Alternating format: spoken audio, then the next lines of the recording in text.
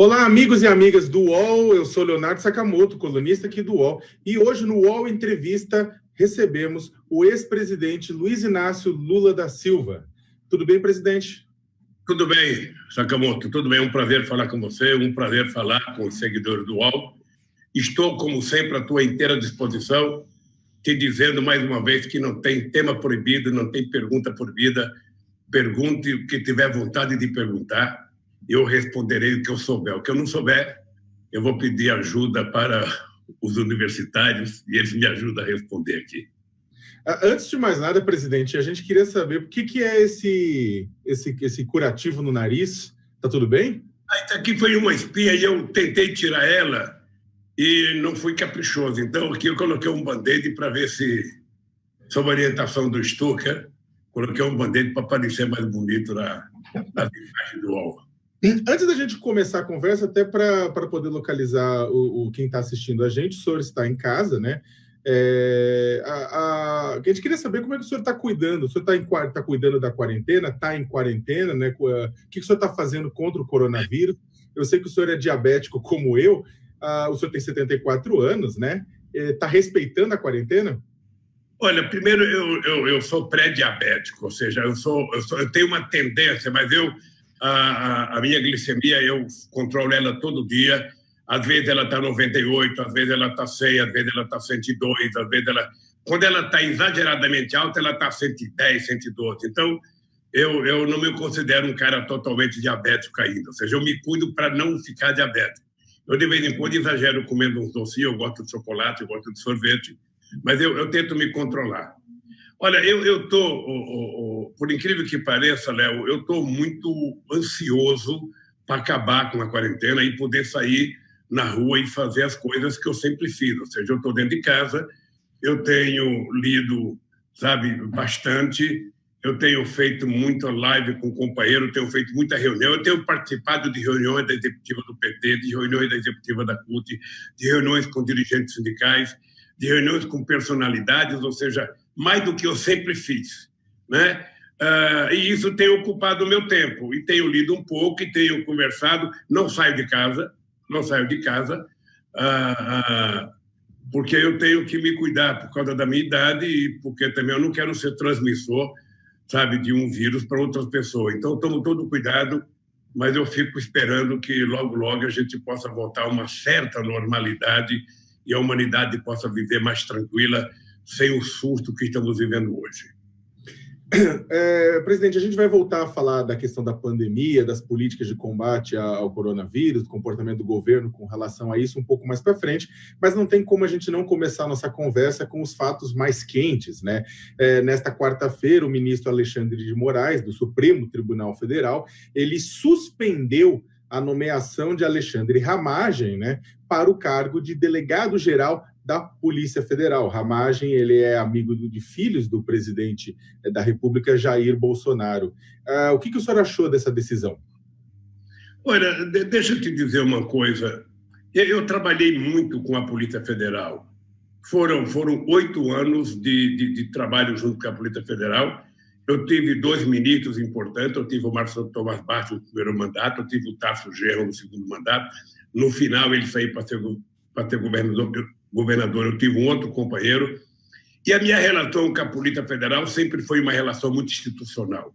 Se você perguntar para qualquer delegado da Polícia Federal, ou para qualquer pessoa que mantém relações com a Polícia Federal, você vai perceber que eu sempre tive um profundo respeito pelas instituições. Não é que eu não acho que o presidente da República não deve indicar. Não é que eu não acho que o presidente da República indica um ministro, ele pode indicar um delegado, ou seja, de comum acordo com o ministro, eu não vejo nenhum problema. O presidente da República tem mais autoridade para indicar um delegado do que um ministro, né? Afinal de contas, foi o presidente da República que foi eleito. O que é importante é que você trata a instituição de forma republicana, ou seja, a instituição não é um instrumento do presidente da República. A instituição é um instrumento do Estado brasileiro. Aí vale para a Polícia Federal, vale para a Receita Federal, vale para o Ministério Público, vale para as Forças Armadas, ou seja, essas instituições, ela tem que ser, sabe, tratada republicanamente, porque não pode o delegado estar a serviço de um presidente da República ou a serviço de um ministro. Ele tem que estar a serviço, sabe, da lei, tem que estar a serviço da Constituição e a serviço do Estado. Mas eu acho que a troca de um delegado não pode ser nenhum absurdo. Outro dia eu estava lembrando aqui as pessoas que as pessoas não podem ter memória curta, sabe?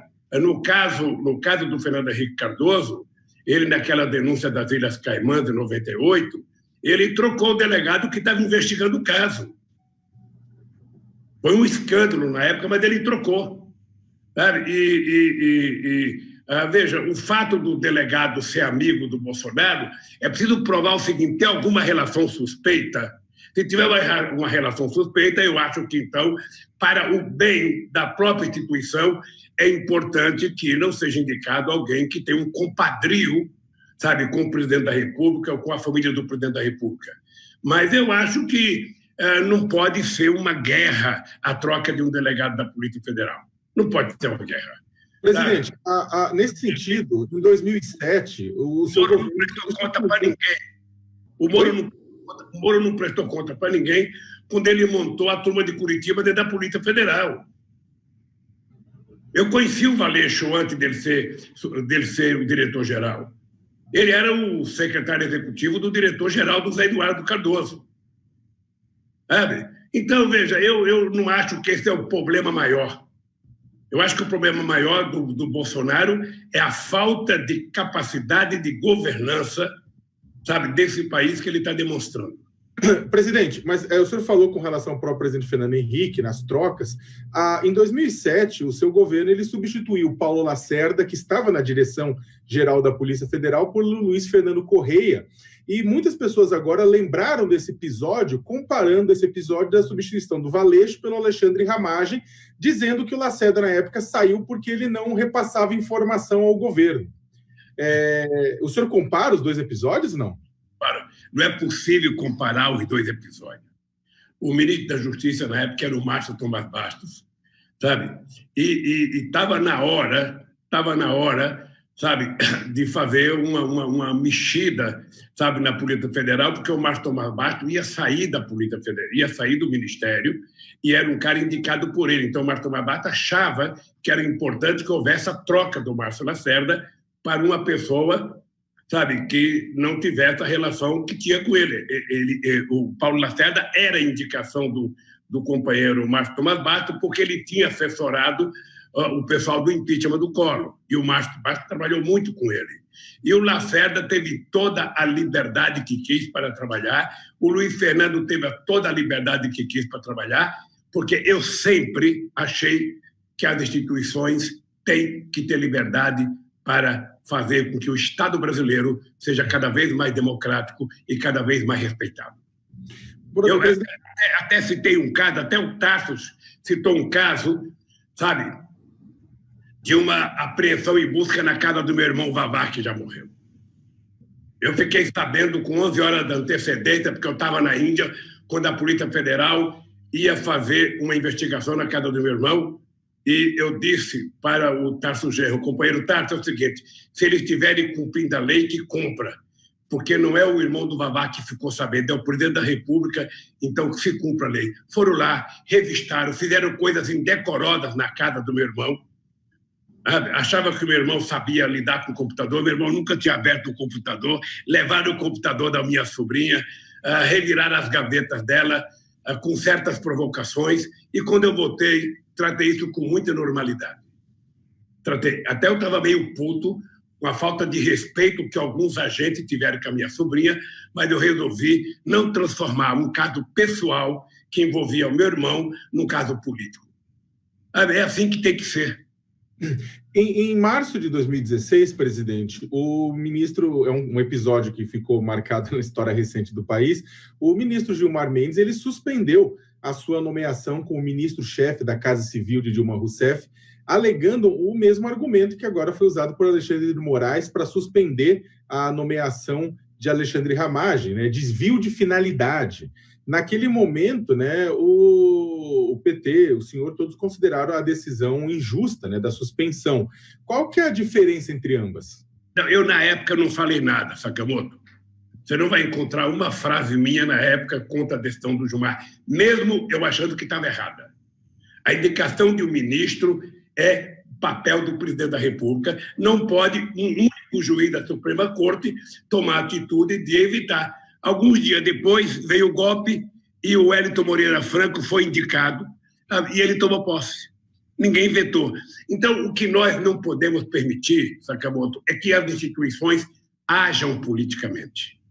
É isso que nós não podemos permitir.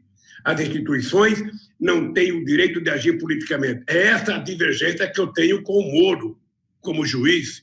Não é por causa do combate à corrupção, não. É porque o comportamento dele nunca foi de juiz, no meu caso. Isso está provado na minha defesa, isso está provado no Intercept, isso está provado com a ida dele para o Ministério. Esse é o problema. As instituições não podem perder de forma alguma a sua republicanidade. Então, só para reforçar, o senhor não considera, então, o senhor considera que, no caso, a indicação, o presidente tem que ter liberdade de indicação de qualquer pessoa, então? É lógico, se ele não indicar um cara que comprovadamente cometeu um crime, um cara que comprovadamente roubou, ou seja, é da indicação do presidente. Inclusive, esse mesmo presidente que indica um delegado é o presidente que indica um ministro da Suprema Corte para o Senado. E o Senado referenda. Você percebe? Eu acho que eu não sei qual é o crime que o delegado cometeu. Eu não sei. Se ele cometeu algum crime, algum desvio, algum ilícito, obviamente que ele não poderia mesmo assumir a delegacia. Mas é preciso que a gente seja preciso, porque um dia você pode ser presidente da República, Sakamoto, e você pode querer indicar uma pessoa que você conheça para um cargo e alguém vai dizer que não pode indicar.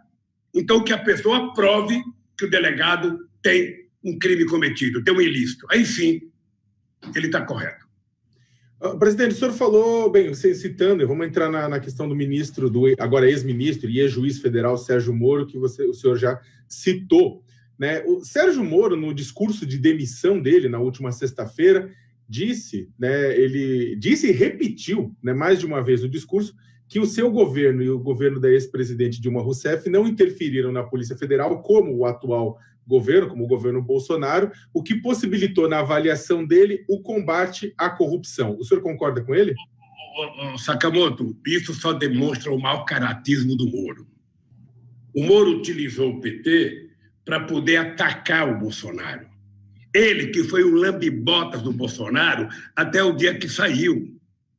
Ele, para ser honesto, ele poderia ter dito não apenas que nós cuidamos da Polícia Federal bem, ele poderia dizer que nós cuidamos do Ministério Público bem, que eu fui o único que garantia autonomia para todos os indicados no meu governo, e a Dilma garantiu no governo dela para os procuradores gerais. Ele sabe que nós, em nenhum momento tentamos travar ou dificultar qualquer investigação feita nesse país. Ele sabe disso, ele poderia ter dito isso. Ele poderia ter dito, olha, eu quero inclusive pedir desculpa pelo julgamento do Lula. Ele poderia ter dito, eu sou mentiroso, eu estava julgando politicamente, o Lula não cometeu crime, o apartamento não é do Lula. Eu inventei aquela história e como eu não tinha crime para condenar o Lula, eu disse, sabe, que a condenação dele era por crime indeterminado, ou seja, quem fala crime indeterminado não sabe que crime que eu cometi. E mesmo o Dallagnol, que foi um mentiroso mordaz, sabe, que por detrás disso queria criar um fundozinho, sabe, para juntar uns 3 bilhões de dólares para criar uma fundaçãozinha, esse cidadão não foi em nenhum depoimento que eu fui prestar. Ele poderia ter ido, ele não foi. Por quê? Porque depois de mentir 1h30 na televisão com o PowerPoint, ele descaradamente deveria ser exonerado naquele dia, sabe? Em benefício do serviço público brasileiro, ele diz o seguinte, olha, o Lula é tudo que não presta, mas não me peçam provas, eu só tenho convicção. Olha, como é que pode alguém que vive por conta do Estado, alguém que recebe dinheiro do Estado, alguém que existe para garantir que o Estado seja republicano, ser tão cínico e tão mentiroso? Sabe? E é isso que está, sabe, que eu estou respondendo o processo até agora. Então, eu acho que tem uma coisa, o Sakamoto, que eu dizia ao Zé Dirceu, e eu dizia a Dilma, quando a Dilma assumiu o lugar do Zé Dirceu, não acreditem que existem ministros fortes. quando a imprensa criar a ideia que o ministro é forte, ele cai. O ministro não pode achar que ele é mais importante do que um presidente da República. Mas ele cai por causa disso? O Moro, deixa eu lhe falar, o Moro já estava para cair antes. O Moro é uma cria, é uma criatura inventada pela Globo. Porque quando a Lava Jato foi instituída, o seu Moro visitou a redação de todos os jornais, visitou a redação de todas as revistas, visitou a redação de todos os jornais de televisão para dizer o seguinte, sabe, eu preciso de apoio da imprensa, então a imprensa tem que condenar antes, quando a imprensa condenar, fica muito fácil eu fazer o julgamento que eu faço. É isso que aconteceu. Mas, obviamente, que já havia sinais há muito tempo de que havia um conflito entre o Moro e o Bolsonaro, porque o Moro, de vez em quando, parecia que queria ser mais importante. Ele só queria comer a carne, ele não queria comer o feijão e o arroz. Sabe? Ele só queria o bolo dele, não queria o ônus da tarefa. Percebe? E isso não dá, isso não vinga. Não vinga. Sabe? Então, outro dia eu estava comparando com a Hillary Clinton e o Obama. Você está lembrado que teve uma pesquisa em que a Hillary Clinton aparecia com muito mais popularidade do que o Obama. E eu dizia para meus companheiros, ela não se mantém no cargo. Ela vai cair, porque não é possível o ministro achar, sabe, que ele pode ser mais importante que o presidente da República. Presidente, mas o senhor está colocando dessa forma, teve algum caso durante os 8 anos do seu mandato em que aconteceu exatamente isso? Não teve caso. Eu estou falando é que o ministro não pode acreditar que ele é forte. O Moro é um juiz medíocre. Ele atende a gente no depoimento olhando na cara da gente. Ele fica de cabeça baixa. Ora, o Moro é o resultado de 20 minutos todo dia no Jornal Nacional, enaltecendo ele, sabe, inflando ele e culpando os inocentes, como o meu caso. Então, é o seguinte, o Moro achava que, estando no ministério, ele poderia, sabe, ser mais importante que o presidente, e não é. E foi por isso, na minha opinião, que ele caiu. Foi por isso que ele caiu. Ou seja, e está cheio de casos na história do Brasil, tem gente que cai para cima. Ou seja, eles vão me tirar, então eu vou sair atacando, eu vou sair acusando, eu vou sair atirando. É assim. E é o papel do Moro. Eu sinceramente acho, o Moro não tem estatura política para ser ministro da Justiça. Ele não tem estatura política. Tá, o Moro sem a toga não é ninguém. Tá, é isso que ele vai aprender agora. De qualquer maneira, presidente, o senhor falou que ele não tem estatura política para ser ministro da Justiça. Agora, contudo, ele deixa o governo Bolsonaro com um índice de popularidade de aprovação maior do que o próprio presidente Bolsonaro. O senhor não acha que ele é um nome forte para a disputa à presidência da República em 2022? Olha, eu não sei, ele pode ser. Eu quero ver se ele está preparado para fazer o papel que um candidato a presidente tem que fazer. Uma coisa é você ter a proteção da toga e falar o que você quiser sem poder ter retrucado. Outra coisa é você participar de debate, é você enfrentar a rua. É isso que eu quero ver se ele está preparado. Sabe? É isso que eu quero ver se ele está preparado. Não é um pensamento único. Ele vai ter que ouvir o pensamento da rua.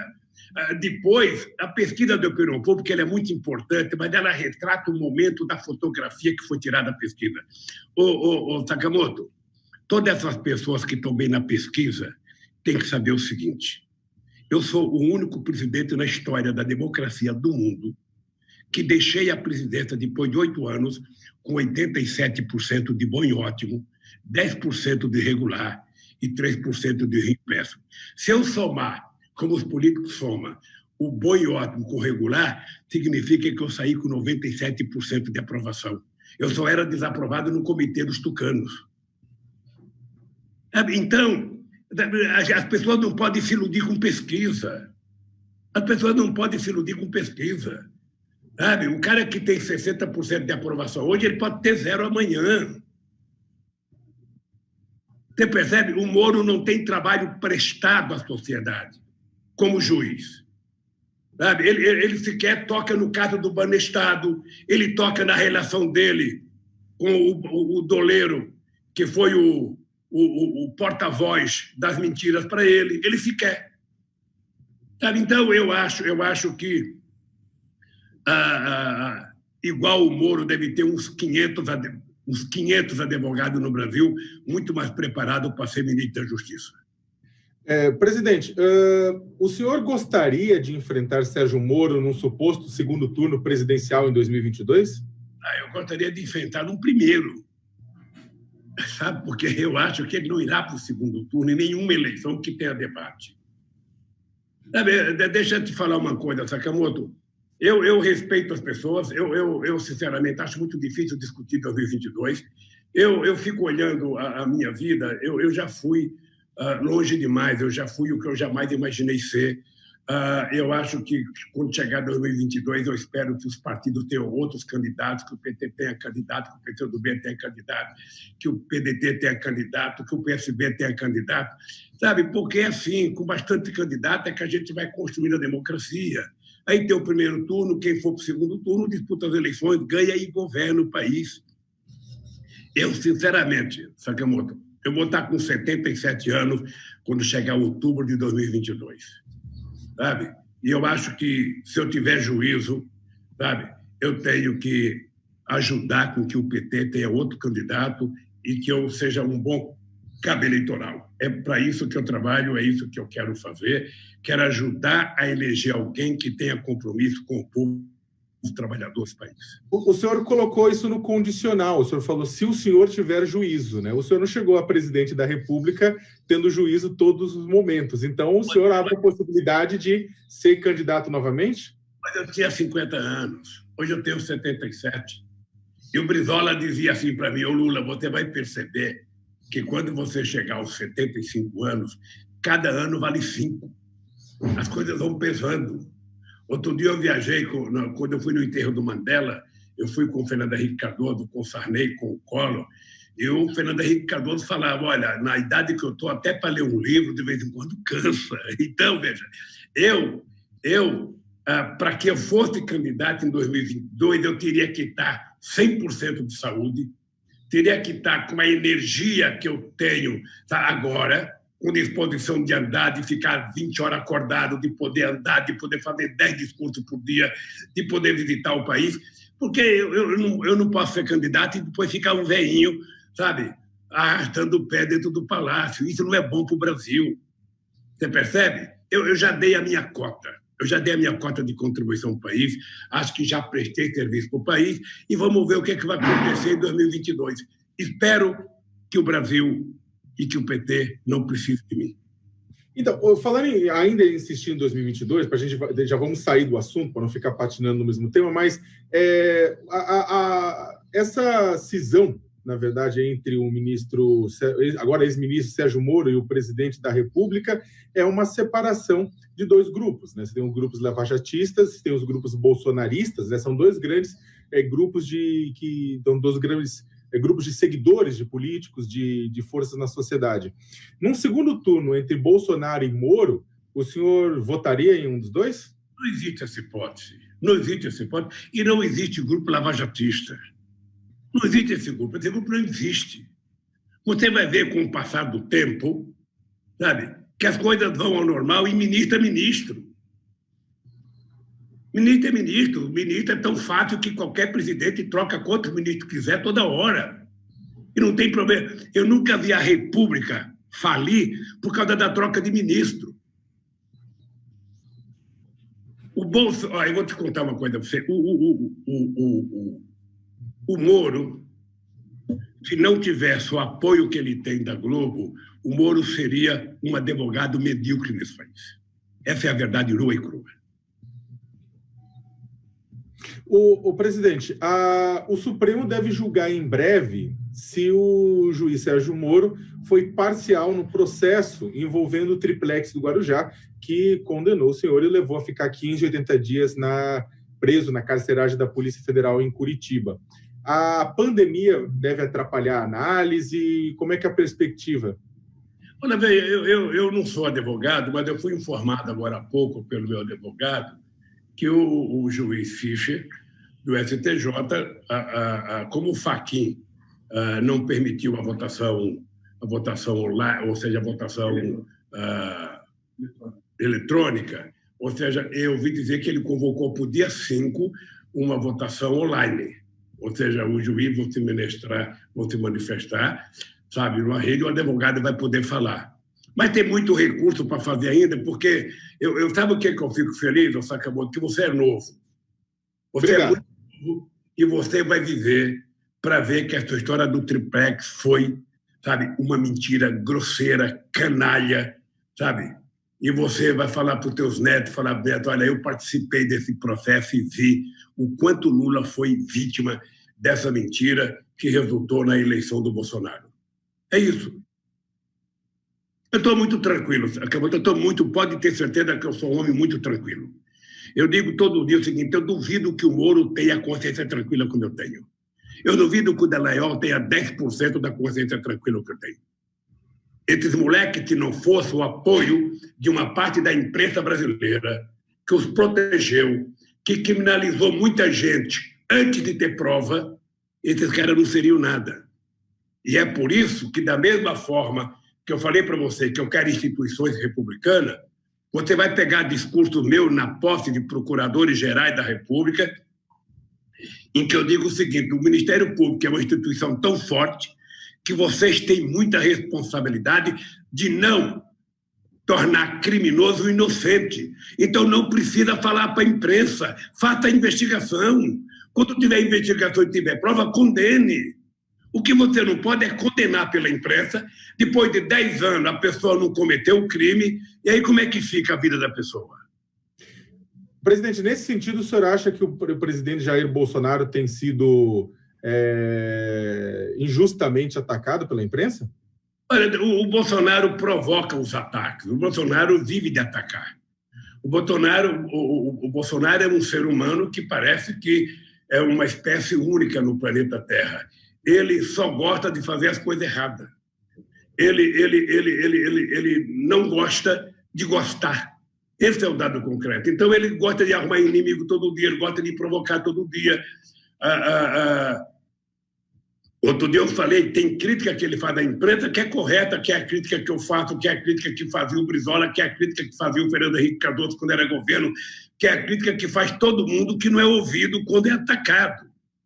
Agora, veja, ele menospreza a imprensa a ponto de não gostar de dar entrevista. Ele tem os compadres dele no meio de comunicação, então ele fala com o Datena, ele fala com a Record, ele fala com o compadre não sei de onde. Ele não tem coragem de sentar na frente de uma imprensa, 10, 12, 15 jornalistas, livremente e se colocar à disposição para pergunta. Ele não tem coragem. É até patética agora as entrevistas que é dada pelo governo federal, é aquela batota de gente, um olhando para o outro, ninguém tem certeza do que vai falar, ninguém tem certeza se não vai ser retrucado na mesa. Ou seja, então o tratamento dele com a imprensa é incivilizado, porque ele é incivilizado e porque ele gosta de ser incivilizado. É isso. Então, ele não gosta das coisas normais. Ele não gosta das coisas normais. Veja, ao ser perguntado, sabe, se ele se incomodava com a quantidade de mortes, e daí? O que eu tenho com isso? Olha, ele deveria, no mínimo, ter tido vergonha e sensibilidade e ter um gesto de solidariedade com os familiares das pessoas que morreram, com as pessoas que estão internadas. Olha, ninguém está pedindo para ele salvar, sabe? O Messias dele vale só para ele. O que a gente está pedindo é para ele agir como presidente da República e governar para 210 milhões de habitantes e fazer o que tem que fazer. Ele tem que ser o maestro da coordenação, de evitar o crescimento da pandemia. Ninguém está dizendo que ele vai evitar a pandemia, mas ele pode fazer como foi feito pelo Alberto Fernandes na Argentina, evitar que ela evolua com a rapidez que ela está evoluindo, porque vai estourar a capacidade hospitalar do país. É isso que ele tem que fazer. Ele tem que juntar os governadores, os prefeitos e conversar.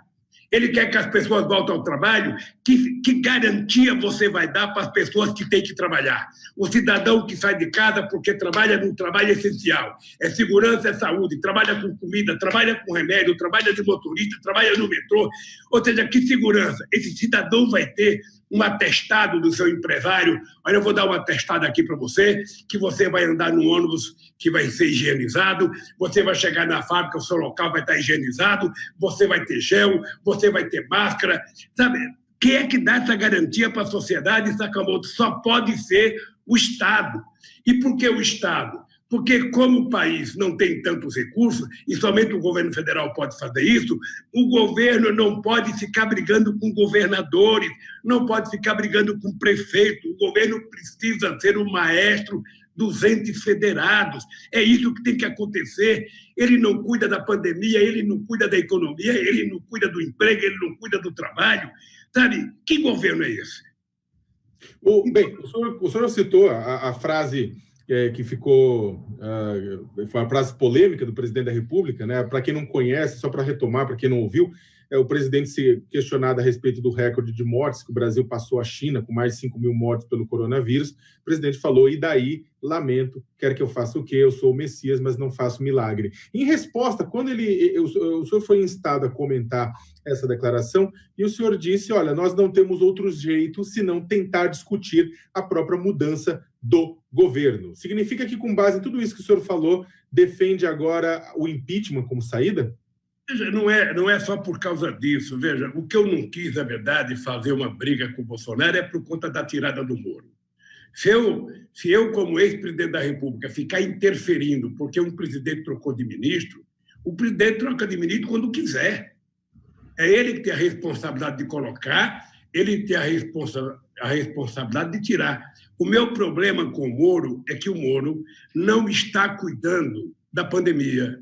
O Moro ou o Bolsonaro? Bolsonaro, ele não cuida da pandemia, ele não cuida da economia, ele não cuida da política de relações exteriores. O Sakamoto, o Brasil nunca foi tão avacalhado no exterior como está sendo agora. O Brasil tinha virado protagonista internacional. O Bush não criou o G20 sem consultar o Brasil. O grupo de amigos da Venezuela não assinava documento se o Colin Powell não ligasse para o Celso Amorim para a gente estar de acordo.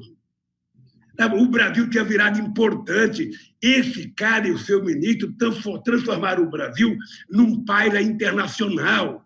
Então, um homem que não cuida da economia, não cuida da pandemia, não cuida de salário, não cuida de emprego, não cuida do desenvolvimento, sabe? Então, esse cidadão, sabe, ou está lembrado da briga contra a formiga saúva, ou a gente acaba com a saúva, ela acaba com o Brasil, ou a gente encontra um jeito de pegar os crimes de responsabilidade que o Bolsonaro já cometeu e tira-se ele, ou ele vai acabar com esse país do jeito que vai. Eu vi uma entrevista do Guedes ontem falando sobre economia. Eu não sei qual é a escola que o Guedes estudou, eu não sei qual é a experiência do Guedes. Mas veja, quando você fala que a economia precisa crescer e tem que crescer com o dinheiro do setor privado, você tem que dizer: o setor privado só investe dinheiro onde tem demanda. E o Brasil não tem demanda, não tem, portanto, dinheiro privado. O Estado tem que ter capacidade de investir. O investimento vai gerar emprego, o emprego vai gerar produção, a produção vai gerar consumo, e aí você liga a roda gigante da economia para funcionar. Nada disso está acontecendo, Sakamoto. Da onde viria esse dinheiro, presidente? Hein? Mas da onde viria esse dinheiro para o Estado investir? Deixa eu lhe falar uma coisa para você. O Estado, vamos lembrar que quando começou a crise do Lehman Brothers, antes da crise do subprime em 2008, vamos lembrar que a dívida americana era por volta de 70 e pouco por cento do PIB. Para enfrentar a crise do Lehman Brothers, os americanos aumentaram a sua dívida para 107% do PIB. O Estado tem condições de aumentar. Veja, quando eu digo que o Estado pode produzir dinheiro novo, quando eu digo, é porque o Estado ele pode aumentar a sua base monetária para resolver o problema de uma guerra, de um vírus que a gente não conhece. Imprimir dinheiro, então? Hein? Eu acho que tem que imprimir dinheiro, sabe? E esse imprimir dinheiro não vai rodar a inflação, porque o consumo está quase zero, sabe? E depois que a gente resolver o problema da guerra, a gente vai resolver o problema do Brasil. Veja, você acha que o Roosevelt, quando teve a Segunda Guerra Mundial, que os Estados Unidos estavam numa crise medonha, foi a Segunda Guerra Mundial que salvou a economia americana. E o Roosevelt, sabe, investiu milhões para produzir avião, para produzir tanque, para produzir navio. Você acha que a Inglaterra estava preocupada com, sabe, o gasto interno para se livrar da Alemanha? Mas, sabe, o Sakamoto, outro dia eu brinquei, tem um livro, uma tese de um professor da Universidade Federal do Rio de Janeiro, que diz o seguinte: na Guerra do Paraguai, o Brasil gastou o equivalente a 11 orçamentos da época. Você percebe? Primeiro você tem que se livrar do inimigo. Primeiro você tem que ganhar a guerra. Primeiro você tem que derrotar o coronavírus. Depois nós vamos discutir como retomar o crescimento desse país. Só que aí a pergunta, presidente, retornando, desculpa retomar a pergunta, mas é que ficou em aberta, derrotar o coronavírus, depois retomar o país. O senhor acha que essa retomada é possível fazer com Jair Bolsonaro ou o senhor defende o impeachment de Jair Bolsonaro? Eu acho que ele não tem condições de governar.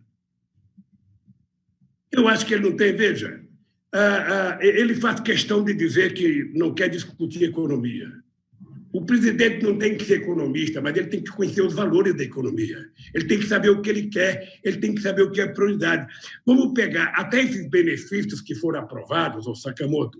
A sociedade tem que saber. Ele queria dar R$200. Está lembrado? O PT queria dar um salário mínimo. Foi para o Congresso aprovou e ia aprovar 500. Ele, então, autorizou dar 600. Mesmo esses R$600, você viu a quantidade de gente na fila, Sakamoto. Você viu a quantidade de gente de madrugada. Era preciso cuidar, humanizar essas coisas, não humilhar as pessoas. Era preciso cuidar. O governo não está fazendo favor. Sabe, quem faz favor ao país é esse povo, que é um povo pacífico, que é um povo tranquilo, que é um povo de muita crença. Sabe? Então, é preciso tratar essa gente com muito carinho. Então, veja, se o Brasil não tem dinheiro, o Brasil apenas aumenta a sua base monetária. É melhor você aumentar a base monetária do que você ficar gastando, como já gastaram, 50 bilhões de dólares das reservas internacionais. Sakamoto, gastar reservas internacionais é a única garantia que esse país tem para continuar funcionando. Porque o governo não tem nenhuma credibilidade, o Ministério da Relações Exteriores não tem nenhuma credibilidade, o Guedes não tem nenhuma credibilidade. A única boa experiência do Guedes é a relação dele com o Pinochet. Sabe, isso não serve de currículo para nós aqui no Brasil. Ora, então, essa gente tem que saber o seguinte: se nós acabarmos com a nossa reserva, esse país vai quebrar, verdadeiramente quebrar. Então, é muito melhor você aumentar um pouco a base monetária nossa, rodar dinheiro e resolver o problema para enfrentar o coronavírus, colocar dinheiro em pesquisa, pedir para o nosso laboratório fazer pesquisa quanto for necessário, sabe? Salvar o nosso povo. E depois, então, vamos sentar, sabe, com toda a sociedade brasileira, com o Congresso, com os sindicalistas, com os especialistas, com os economistas, falar: vamos reconstruir o Brasil no outro patamar. Presidente, o Brasil não pode continuar como está. É isso. Presidente, bem, eu vou insistir um pouco mais, porque é o seguinte: até agora, parlamentares são do PSOL, do PSB, da Rede, do PDT, eles protocolaram pedidos de impeachment, só para citar a oposição, até o Movimento Brasil Livre, também a direita pediu também o impeachment. Por que o PT, que é o maior partido da Câmara dos Deputados, está abrindo mão de fazer o mesmo? Sabe por quê? Porque, se depender de mim, veja, outro dia eu participei da direção do PT, não quis votar, eu me abstive de votar pelo seguinte: o PT, se a gente apresentar impeachment pelo partido, você vai partidarizar os impeachment. Então, eu preferia que o impeachment fosse feito por uma instituição, sabe? Tipo AB, tipo CNBB, tipo CUT, tipo personalidade jurídica, e não por um partido. Porque aí, quando chegar para votar no Congresso Nacional, o cara começa: mas é do partido tal, não vou votar. É do partido tal, não vou votar. Por isso que, por conta da nossa responsabilidade, e por muito cuidado, porque nós queremos de verdade discutir o impeachment, é que nós achamos que ele deveria vir de uma entidade da sociedade civil ou de várias entidades e não de um partido político. É só por isso. Então, nesse sentido, o senhor responde dessa forma. Como é que o senhor responde? Fazendo uma conexão, porque junto com essa crítica aparece outra de que o PT, uma parte do PT, estaria apagado diante do debate, né, a respeito do futuro político do Bolsonaro. Então, o senhor discorda também? Na verdade, o PT não tem que discutir o futuro político, o PT tem que estar preocupado com o Brasil. O PT tem que estar preocupado, sabe, com a sociedade brasileira. O Bolsonaro é um desvio, sabe, da história brasileira. Eu acho que nem o Bolsonaro nunca acreditou que ele pudesse ser presidente da República. Esses dias eu disse uma coisa dizendo o seguinte: olha, não foi o Bolsonaro que criou o Moro, foi o Moro que criou o Bolsonaro e a Globo criou os dois. Você está lembrado, Sakamoto, que eu dizia há muito tempo, toda vez, em qualquer país do mundo, que você nega a política, o que surge depois da política é bem pior. Foi assim na Itália. Sabe? É assim, sabe? Foi assim, mesmo na Rússia foi assim. Sabe? Então, o Trump é a negação da política. O primeiro-ministro inglês é a negação da política. Você não encontra solução fora da política. A política é a única possibilidade, democraticamente, mesmo na diversidade, você encontrar, sabe, rumos para o teu país, decisões coletivas para o teu país. Então, eu acho que o Bolsonaro e qualquer outro presidente que cometer crime de responsabilidade, sabe, tem que ter um critério de julgamento justo e não uma mentira safada como a que fizeram contra Dilma. Não uma mentira canalha como a que fizeram contra mim na questão da Lava Jato. Sabe? Então, é apenas isso. Então, nós temos que nos preocupar com o Brasil, nós temos que nos preocupar com o crescimento, com o desenvolvimento, com o consumo do nosso povo, com o emprego do nosso povo, com o salário do nosso povo, nos preocupar com a nossa soberania e nos preocupar com o respeito internacional. Esse país não pode ser lambe-bota dos Estados Unidos. Esse país não pode ser lambe-bota com os Estados Unidos. Esse país, sabe, tem que ser um país soberano, tem que ser um país livre, tem que ser um país grande. Sabe? Seu cachorro está pedindo atenção aí, presidente, eu acho. Faltaram um cachorro aqui. Mas continuando, presidente, ele parou também. O presidente Bolsonaro, nesse meio Constituição Nacional, o presidente Bolsonaro ele tem se aproximado de líderes de partidos do chamado Centrão e tem oferecido cargos para que em seu governo em troca de apoio. Como é que o senhor avalia isso? Isso vai dar certo? Deixa eu te dizer uma coisa, Sakamoto. Eu, às vezes, acho engraçado a criação das siglas que a gente vai criando dentro do Congresso Nacional. Veja, o Congresso Nacional ele é o resultado da cabeça política do eleitor no dia que ele foi votar. Tá? No dia que você foi votar, você estava com a cabeça pensando em alguma coisa, você votou em alguém. Você percebe? Esses cidadãos viraram deputados. Então, durante 4 anos, eles maioria compõe minoria. E a maioria eleita é muito conservadora. Ela é pior ideologicamente que a outra. O nosso querido Ulisses Guimarães dizia assim: o Lula, toda vez que os meios de comunicação e que a juventude fica dizendo que é preciso renovar, que é preciso renovar, que é preciso renovar, o que vem é pior. E nós nunca tivemos um Congresso ideologicamente tão grosso como esse. A quantidade de militares, a quantidade de delegados, a quantidade de... Sabe? É uma coisa nefasta à democracia. Esse é o dado concreto. Então, o Bolsonaro não se trata de conversar com o Centrão, seja o Bolsonaro, seja o Lula, seja o Sakamoto, seja o Guilherme Boulos. Se você ganhar as eleições e você precisar aprovar alguma coisa, você tem que conversar com quem está lá. Você não vai conversar com quem é suplente. Você vai conversar com quem está eleito. É ele que vota.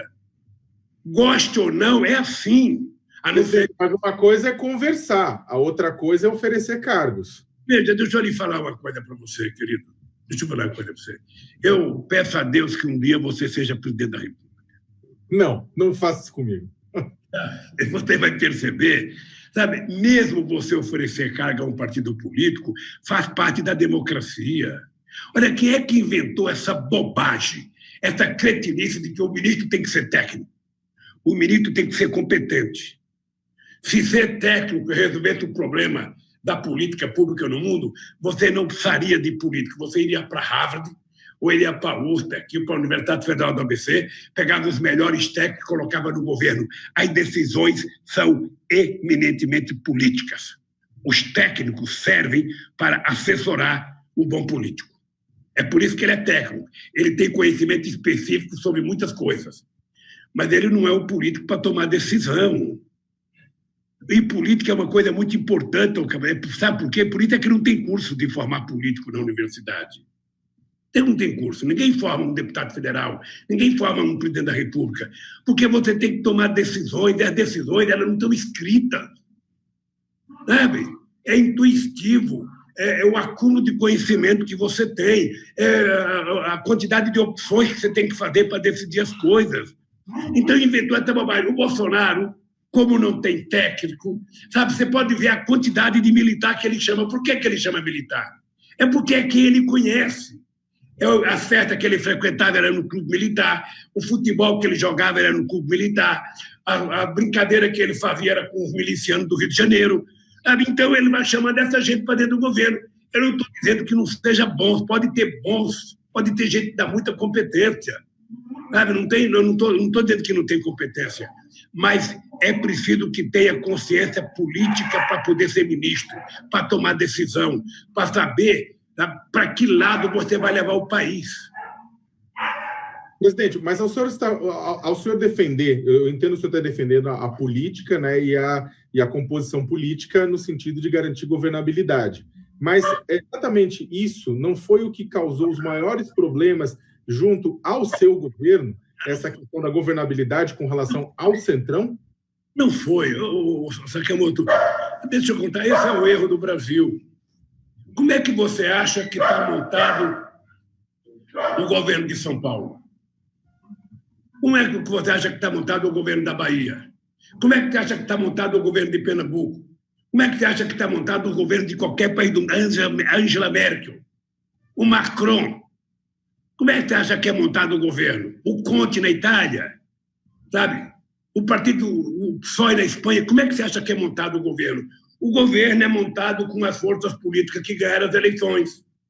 Toda vez que você vai convidar um partido que você fala, olha, você vai participar do meu governo, você oferece um ministério para ele, você um cargo qualquer, e você fala o seguinte, olha, o cara tem que ter currículo, esse currículo é apresentado, ele vai para o gabinete da Casa Civil, o gabinete da Casa Civil analisa, vê se o cara tem um currículo bom, se o cara não tem prontuário policial, aí o presidente toma a decisão de indicar ou não.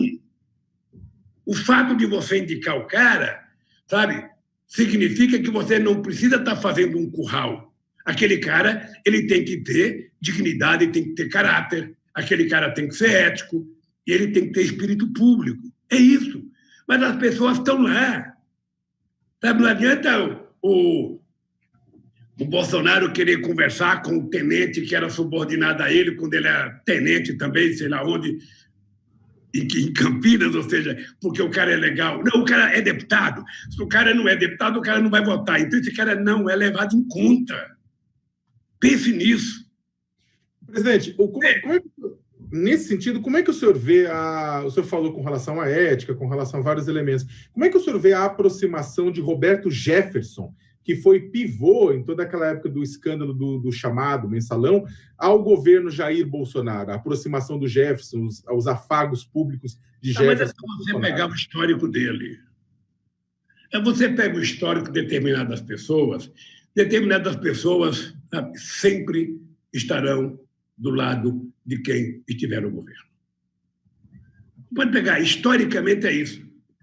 Tinha um político famoso lá em Pernambuco, até um desses canalhas que foi prestar depoimento contra mim, não sei o que lá, Correia de Pernambuco, em que ele usava terno branco e Ray-Ban, e ele falava, você imagina que um cara que usa sapato branco, terno branco e Ray-Ban verde vai ficar contra qualquer governo? Eu estou do lado de qualquer governo, e assim tem um monte de político.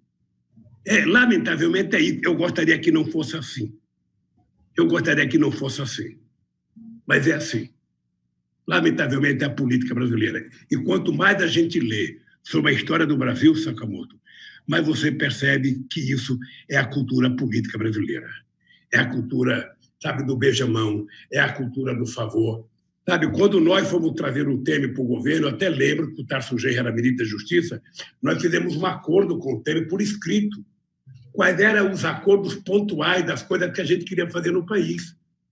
Mas você não faz isso com todo mundo. Sabe, quando o governo está por baixo, como está o Bolsonaro agora, quase sem ninguém no Congresso Nacional, ele fica preso muito fácil.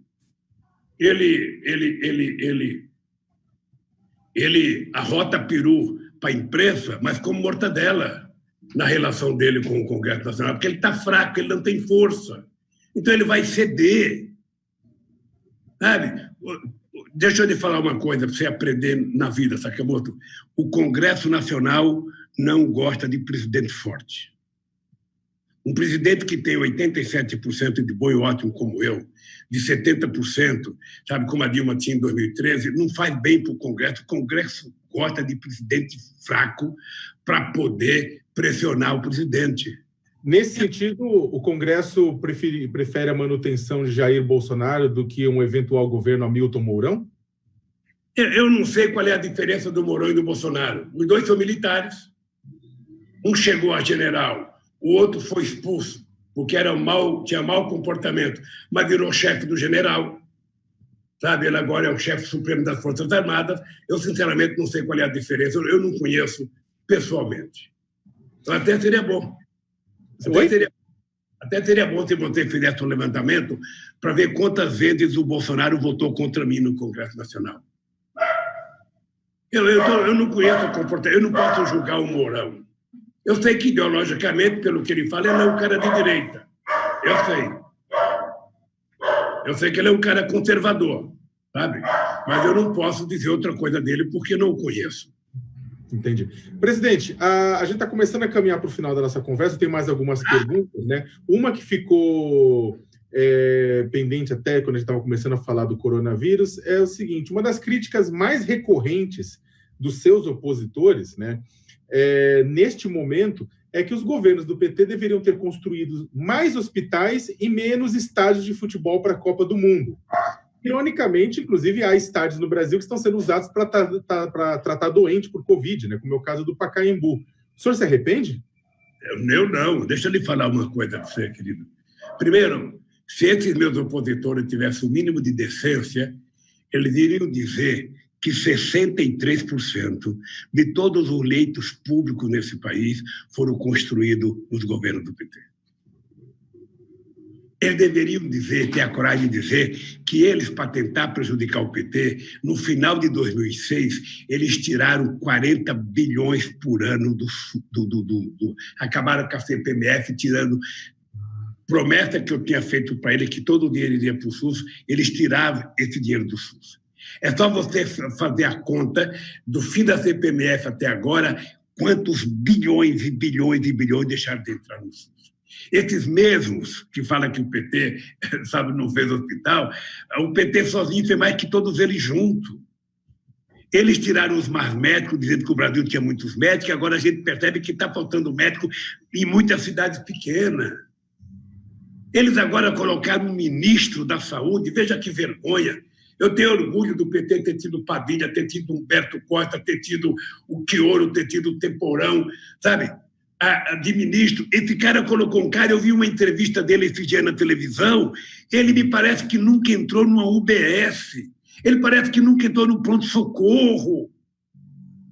Sabe? Me parece que ele é dono de uma empresa dessa de investimento, sabe? Negócio de oncologia, ou seja, eu acho, eu não sei se ele um dia já consultou alguém. Ele me parece, todas as entrevistas dele, ele parece que não sabe nada do coronavírus. Ele não tem uma decisão. Quer dizer, como é que é possível? Então, deixa eu lhe falar uma coisa. Se tem uma coisa, o PT não fez tudo. Certamente o PT cometeu muitos erros, mas todos eles juntos, não fizeram o que o PT fez. Eu vou repetir: 63% de todos os leitos públicos desse país foram construídos nos governos do PT. É isso. O senhor falou com relação ao ministro da Saúde atual, Nelson Teich, que foi colocado no lugar de Luiz Henrique Mandetta por Jair Bolsonaro, inclusive nesses processos que o senhor falou da troca. O senhor no começo da nossa conversa, defendeu o direito do presidente da República de trocar um ministro. E, nesse caso, houve a troca de Mandetta por Teich. Mandetta era uma pessoa que tinha uma posição diferente, digamos, antagônica de Jair Bolsonaro, porque ele defendia o isolamento social, né? E, mesmo assim, ele foi trocado porque o presidente simplesmente quis, porque o ministro estava ficando maior do que o presidente. O senhor também concorda com essa troca? Deixa eu lhe falar uma coisa. Eu vou repetir, para a gente não ter dúvida do que estamos conversando aqui. O presidente da República, eleito democraticamente para exercer um mandato, ele tem o direito de trocar os ministros que ele quiser trocar, a hora que ele quiser trocar. O que a sociedade espera é que o ministro, ao trocar um ministro que não está bem, ele troque por um melhor. O Bolsonaro não trocou o ministro Mandetta porque ele não estava bem. Aliás, o Mandetta, é importante lembrar, ele é médico, ele foi contra o mais médico, ele fazia parte de uma elite médica que era contra o mais médico. Ele foi melhorando na medida que o coronavírus foi crescendo, ele foi percebendo que a biografia dele poderia ficar arranhada se ele não avançasse no cuidado da coronavírus. Ali, quando ele começou, veja, porque nada do que eles prometeram na televisão chegaram. Ontem, na reunião do diretório do PT, teve vários governadores falando. Não chegou quase nada, eles falam, mas as coisas não chegam. Ou seja, se manda um caminhão, manda um caminhão sem roda, manda um caminhão sem eixo, manda um caminhão sem volante, ou seja, não é possível. Então, o Mandetta, quando ele percebeu que ia sair, ele resolveu, divergir do Bolsonaro. Aí sai por cima da cara, dizer que isso acontece na história de troca de ministro. Não é a primeira vez que os ministros saem atirando para sair com mais popularidade. Você está lembrado da briga da Aureliano Chaves com o Figueiredo? Você está lembrado? O Figueiredo foi viajar e o Aureliano ficou, e o Aureliano começou a falar um monte de coisa que o Figueiredo não concordava, ele ficou com o dobro de popularidade do Figueiredo. Depois ele foi candidato a presidente, acho que não teve 0,5% dos votos, em 89. Então, o presidente da República ele tem o direito de trocar os ministros. O que a gente espera é que sempre que você troca para melhor. Você troca para melhor. Por exemplo, ele deveria ter colocado o ministro da Saúde, eu estou repetindo, eu não conheço, então eu não quero fazer julgamento pessoal. Mas pelas entrevistas que a gente vê e assiste, ele me parece que desconhece o que é a saúde pública do Brasil. Ele trabalhava com fundo de investimentos. Ele é do ramo de ganhar dinheiro da saúde, ele não é do ramo de cuidar dos pobres. Esse é o problema. E é por isso, que eu acho que o Bolsonaro tem um profundo desrespeito com as camadas pobres da população brasileira, que não gosta, E vamos ver o que vai acontecer.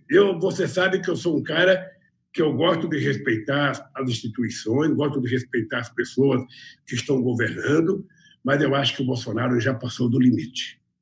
Ele desrespeita as instituições, ele desrespeita a imprensa, ele desrespeita a sociedade, porque se tem uma coisa, como faz o William Bonner no Jornal Nacional, desculpe, ele, como presidente da República, ele deveria estar preocupado em dar palavras de acalento ao povo, orientação do povo. Ele quer que dizer, meu povo, pelo amor de Deus, é chato, mas use máscara. Se você vai ficar doente com máscara, sem máscara você pode ficar com muito mais facilidade. Lava as mãos sempre que possível, não vá a tal lugar aglomerado, não provoque. Eu tenho brincado, eu vou dizendo que esse vírus está para nós brasileiros como os soldados do Vietnã contra os Estados Unidos.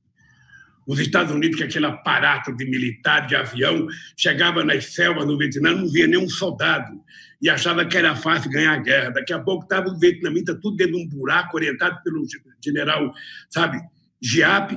Ou seja, os americanos foram, derrotados e saíram com o rabo entre as pernas do Vietnã.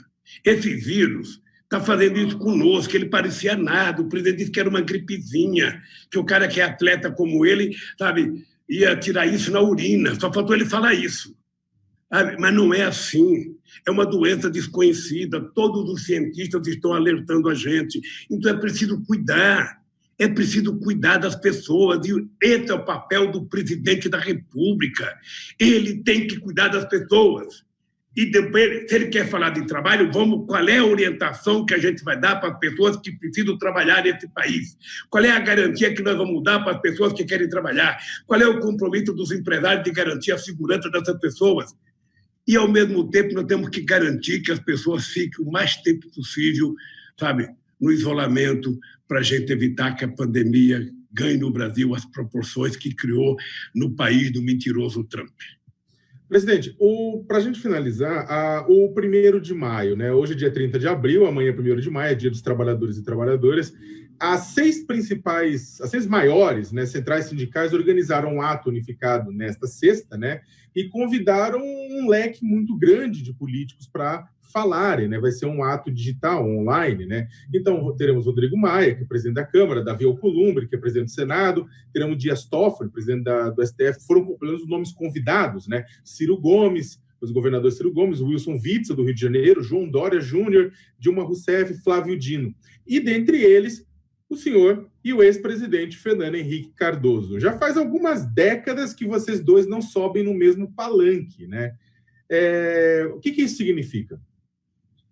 Não significa nada. Deixa eu te falar uma coisa. O Fernando Henrique Cardoso ele foi designado pelo Montoro, na época presidente do PSDB, para subir no meu palanque no último comício da campanha de 89, no Pacaembu. O Fernando Henrique Cardoso era o coordenador da aliança com o PT. Eles só foram no único discurso meu, que era o final no Pacaembu. Ele não gostava de subir em palanque comigo, porque quando a gente estava na rua pela campanha das diretas, o seu Fernando Henrique Cardoso estava dando a volta por detrás do palanque e construindo com o Tancredo Neves o fim das diretas já e o avanço do Mudança já.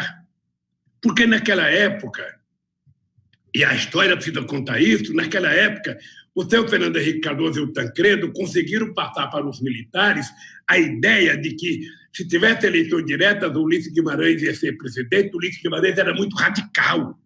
Então, era preciso construir um acordo, e foi esse acordo que permitiu que o Tancredo Neves fosse concorrer ao colégio eleitoral. É isso que aconteceu. O Fernando Henrique Cardoso não é de subir no palanque comigo, não. Eu subi no palanque para ajudar ele em 78. Eu fui pedir para ele, os dirigentes sindicais ajudar ele, indicamos o doutor Maurício de São Bernardo como suplente. Mas quando ele assumiu o Senado no lugar do Fernando Henrique Cardoso, a primeira coisa que ele fez foi virar as costas para a gente. Então, veja, a CUT tem o direito de convocar quem ela quiser, a força sindical. Eu acho maravilhoso, cada um vai fazer o seu discurso. É online mesmo, a gente não vai se ver, sabe? O Fernando Henrique Cardoso certamente vai gravar na casa dele, eu estou gravando aqui. Aliás, vou gravar hoje o discurso, no 1º de maio. O Rodrigo Maia vai gravar na casa dele, todo mundo vai gravar na casa, nós não vamos nos encontrar. E vamos ver, o povo vai medir a diferença entre nós pelos compromissos com os trabalhadores.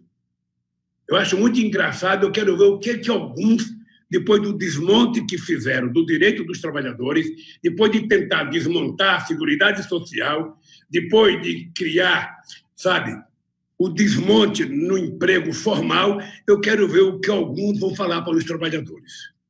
Então, mas eu acho que é normal, o movimento sindical está fazendo isso, é uma experiência nova, sabe? Mas eu tenho muito desencanto pelo Fernando Henrique Cardoso por 2 razões. Primeiro, porque ele não conseguiu sobreviver com o meu sucesso. Ele achava que ia ser um fracasso e, portanto, ele iria votar pelos braços do povo. Eu não fui o fracasso e ele não votou pelos braços do povo. Ele poderia ter compreendido e ter sido avalista desse meu sucesso. Ele não quis. Sabe? Depois, no caso da Lava Jato, ele em nenhum momento me defendeu. Ele sabe que eu sou honesto. Ele sabe que eu sou inocente. Ele deveria ter tido comigo o mesmo comportamento que eu tive com ele na denúncia das Ilhas Caimãs, que o Maluf queria fazer contra ele. Então, eu sinceramente, Eu não tenho nada pessoal contra ninguém, mas eu gosto de me respeitar, eu gosto de gostar de quem convive comigo me respeitando. É isso. Deixa eu só fazer uma pequena correção da minha parte, presidente. Eu falei que o governador João Dória e o governador Wilson Witzel participaria disso, mas foi uma falha, não deve participar. Até poderia participar. Não, até peço desculpas pela citação dos dois, aqui acho que eu peguei uma lista com o número equivocado. Agora, aproveitando e já falando do governador João Dória, como é que o senhor avalia como o governador João Dória, no estado de São Paulo, que é o estado onde o senhor mora, onde o senhor tem escritório político, como é que ele vem agindo diante da pandemia? Veja, eu acho que ele tem se comportado de forma muito mais verdadeira que o Bolsonaro. Até porque o problema está mais perto dele. Eu digo sempre que o problema está sempre na mão do governador e na mão do prefeito, porque o Planalto está muito distante. Às vezes o presidente passa de avião por cima de tudo. E o Bolsonaro, eu não sei se você tem percebido, ele tem ido visitar poucas coisas da sociedade civil. Ele está inaugurando muita coisa militar. Ele vai militar, talvez por segurança, talvez porque é um público mais dele, talvez porque é um público que ele confia mais. Ou seja, mas eu acho que os governadores, todos os governadores, todos, sem distinção, têm tido um comportamento mais digno, mais respeitoso com o povo do que o Bolsonaro. O Bolsonaro tem sido desrespeitoso com o povo. E ele poderia até não gostar de um ou de outro governador, mas ele não pode jogar a culpa nos governadores, jogar a culpa nos prefeitos, jogar a culpa nos deputados, jogar a culpa no Papa, jogar a culpa... Ele tem responsabilidade enquanto presidente da República. Ele não pode governar para a sua torcida organizada. Ele tem que governar para a totalidade do povo. Sakamoto, eu fui presidente durante 8 anos. Eu duvido que você encontre um governador de estado. Eu tinha como adversário o Alckmin e o Serra aqui em São Paulo. Eu tinha como adversário o Aécio em Minas Gerais. Eu tinha como adversário o governador do Paraná. Eu tinha como adversário o governador do Rio Grande do Sul. Eu duvido que você encontre um deles para dizer que um dia eu, como presidente da República, fiz um desaforo para eles ou desrespeitei eles. Duvido. Porque a minha relação não era pessoal, a minha relação era com o povo de cada estado. E eu tinha que defender as pessoas que eles elegeram e tinha que conviver harmonicamente. Esse é o papel do presidente da República. Ele é o maestro de uma orquestra, que tem 27 governadores, que tem milhares de violinos, que são os prefeitos, e que precisa funcionar corretamente para atender o seu público, que é 210 milhões de brasileiros. É isso que tem que fazer. É isso que tem que fazer. Então, eu lamento que não seja assim, que ele não tenha esse comportamento. Eu lamento que ele não tenha respeito com as pessoas. Ele não tem respeito pelo meio ambiente, não tem respeito pelo negro, não tem respeito pelo índio, não tem respeito pelas mulheres, não tem respeito pelos trabalhadores, não tem respeito pelas vítimas do coronavírus. Ou seja, eu, sinceramente, não sei quem que esse ser humano respeita. Presidente, só para finalizar, para a gente encerrar,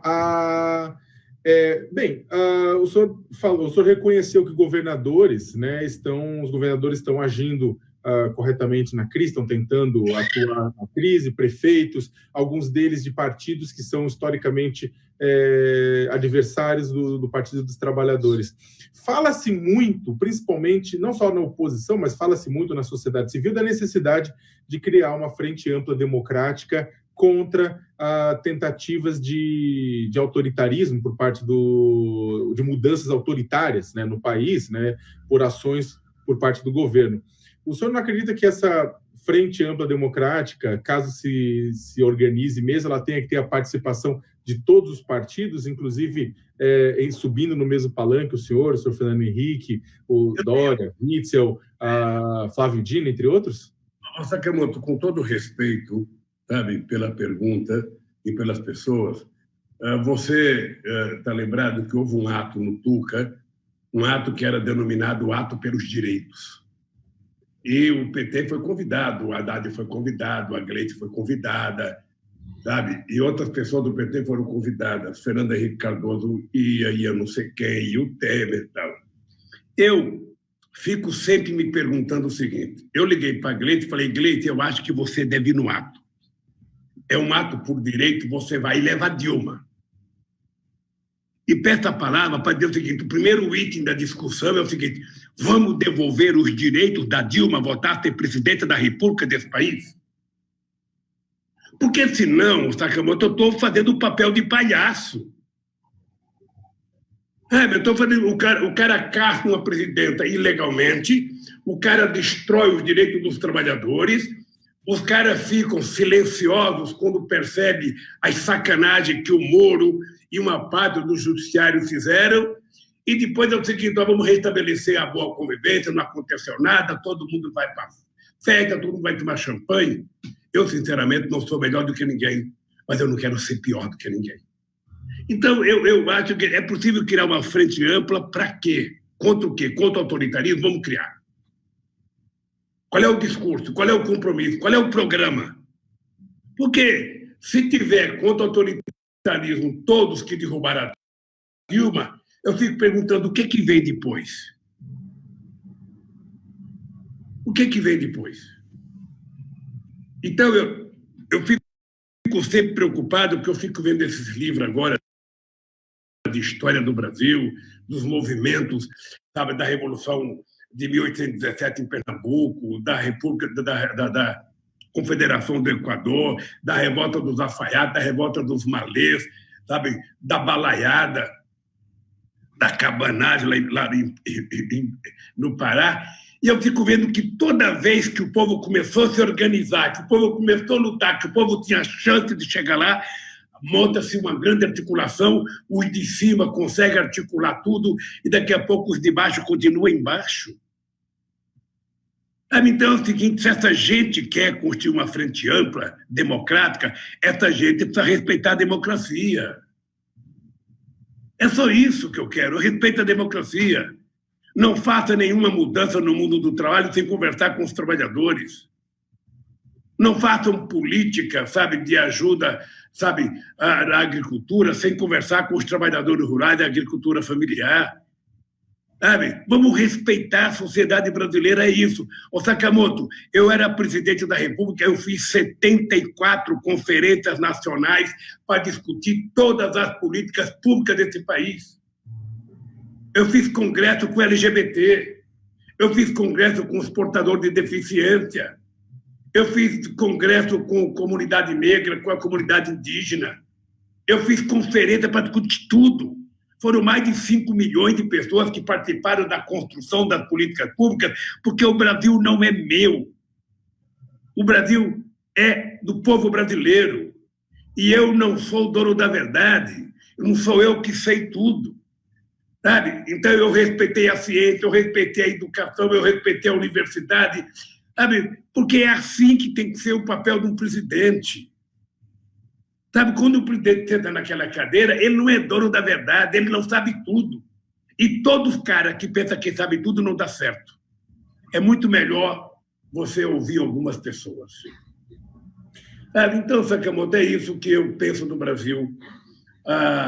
Você pode ficar certo que eu estou com muita vontade de brigar para restabelecer a democracia no Brasil. E quero repetir, restabelecer a democracia não significa necessariamente a volta do Lula à presidência da República. Não significa. Democracia pode existir muito bem. O que eu quero é recuperar os meus direitos políticos, porque os canalhas que me caçaram não têm a mesma dignidade que eu tenho, o mesmo caráter que eu tenho. Então, essa é uma coisa que eu aprendi com uma mulher analfabeta. Eu respeito muito isso. É só isso. Presidente, para finalizar, vou finalizar da forma que eu comecei, sobre a quarentena, né, que é tão importante. O que o senhor está lendo? O senhor estava comentando antes da gente começar a entrevista que o senhor estava lendo, botando leitura em dia. O que o senhor está lendo agora? Assim, que o senhor recomenda? Agora eu terminei de ler 1808, Laurentino, terminei de ler, sabe, o livro do Lucas Figueiredo, Boa Aventura, sobre a questão do ouro, de 1690 a 1810. E agora eu estou lendo aqui, se tu quer segurar uma coisa aqui, eu vou te mostrar. Eu vou te recomendar. Acabei de ler isso aqui, é muito bom, A Escravidão do Laurentino Gomes. Li essa aqui, que eu recomendo para você, que é extraordinário. Esse aqui, Um Defeito de Cor, de uma companheira chamada Ana Maria Gonçalves, que é extraordinário. Eu li na cabeça aqui, 1.000 páginas. Estou lendo essa aqui agora, do Laurentino, 1822. Vou começar a ler o Mago outra vez. Eu já li uma vez, mas acho que eu já esqueci. Eu vou ler outra vez o Mago aqui, do Fernando de Moraes, a história do Paulo Coelho. Sabe? E recomendo para você ler esses livros, porque são muito bons. Botei aqui, agora o Stuquinha vai colocar aqui. Sabe? Eu fico... E de vez em quando eu assisto um bom filme. Esse dia eu assisti O Milagre da Sala 13. Assista. Da Cela. O Milagre da Cela 7. Assista. Você vai gostar, Sakamoto. É muito bom. Sala 13 foi um lapso com o partido, hein? É Cela 13, é Cela 7. O Milagre da Cela 7. Assista que você vai gostar. Se você assistir com a sua esposa, vocês vão chorar os dois. O tempo inteiro. Presidente, eu quero agradecer em meu nome, em nome do UOL, da equipe do UOL. Muito obrigado pela entrevista. A gente acabou estourando a quantidade de tempo original, mas eu acho que foi muito proveitoso para todos. Deixa eu dar uma palavrinha só de um segundo, pedir um rodapé para você. Você sabe que eu sou um cara crítico à imprensa. Sabe? A imprensa nunca me tratou com o respeito que eu achei que deveria me tratar. Eu nunca reclamei, porque eu também acho que eu sou resultado da imprensa. Sabe aquele negócio, fale mal, mas fale de mim? Mas eu agora posso te dizer que, nesse caso do coronavírus, eu tenho elogiado muito a imprensa brasileira, porque ela tem prestado um serviço à população brasileira com muitas informações. Eu não me interesso no pensamento político, sabe, do editorial do jornal, mas eu acho que a imprensa tem sido muito digna na cobertura e na informação da sociedade. Com erros daqui, erros ali, mas eu acho que a imprensa está prestando um papel excepcional no combate ao coronavírus. Obrigado, presidente. Eu quero agradecer, como eu falei, agradecer em nome do UOL, agradecer em nome de todos. Eu tenho 2 recados assim, rápidos antes de finalizar. Né? Aproveitando como ele foi tema, né? Durante a entrevista com o ex-presidente Lula, a produção do UOL entrou em contato com a assessoria de imprensa do ex-ministro, ex-juiz Sérgio Moro, oferecendo o mesmo espaço, né, ao vivo, mas, conforme a assessoria informou, o ex-juiz, aspas, não vai comentar, fecha aspas, o espaço aqui no UOL para uma entrevista com ele continua aberto. E um aviso, às 13 horas vai começar mais uma edição do UOL Debate. Né? Hoje, políticos e especialistas debatem os rumos das investigações sobre fake news. Presidente, muito obrigado novamente, desejo saúde para o senhor e para a sua equipe, e um grande abraço a todos e todas. Obrigado a você, Léo, e parabéns ao UOL, e parabéns a toda a tua equipe.